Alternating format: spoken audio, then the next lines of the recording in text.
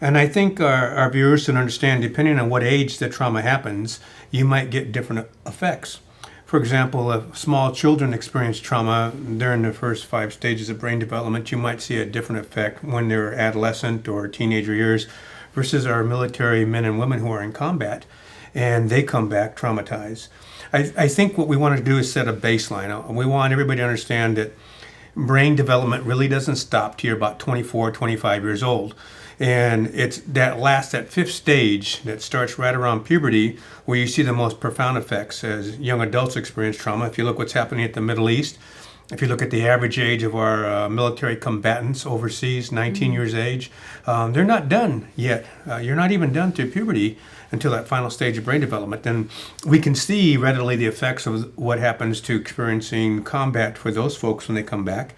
I have 5 sons and 4 are combat veterans, and all 4 have come back changed. Versus the young kids in the Middle East, say in the Gaza Strip, who are 8 and 9 years old experiencing the war there. It takes a toll on their development.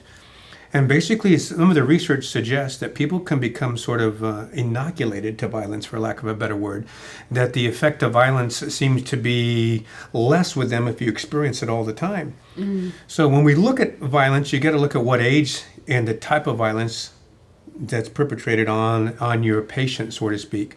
If it's sexual assault, is it physical assault, is it psychological, emotional issues, versus the trauma of war that you experience as a young adult.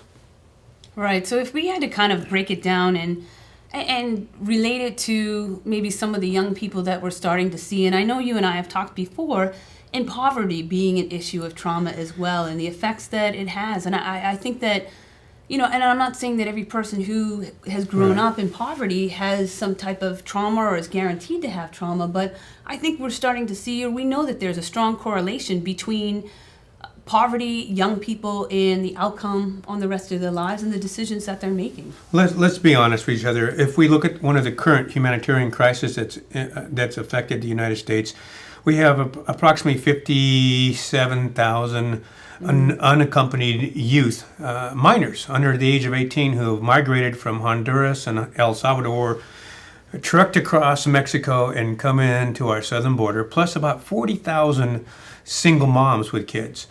And I know there's a big controversy in the U.S. I know Americans have big hearts and we want to reach out and try and help these kids. But let's look at the cause and not the symptom of why they're here. If you look at the cause of what motivated these people to move, it's poverty and violence. And extreme poverty will drive people to move. It has an effect on brain development. If you look just in America, people who are poor tend to live in very low socioeconomic areas. There's a lot of transient movement. You tend to live in the cheapest hotels, apartments. Those areas seem to be most affected by violence and crime, prostitution, child perpetrators. You look at all those issues combined, and poverty really gives people a myopic view of life. They get tunnel vision. And I think somebody who said it most correctly was Stanley Tookie Williams, who was credited for trying to be one of the co-founders of the Crips. Before he was executed, he said, when I grew up, I had 2 choices. In my neighborhood, in my life, I had 2 choices. I could be the victim or I could be the perpetrator. And he says, I chose to be the perpetrator. That's what happens with poverty. You get that tunnel vision and the choices you have are actually limited.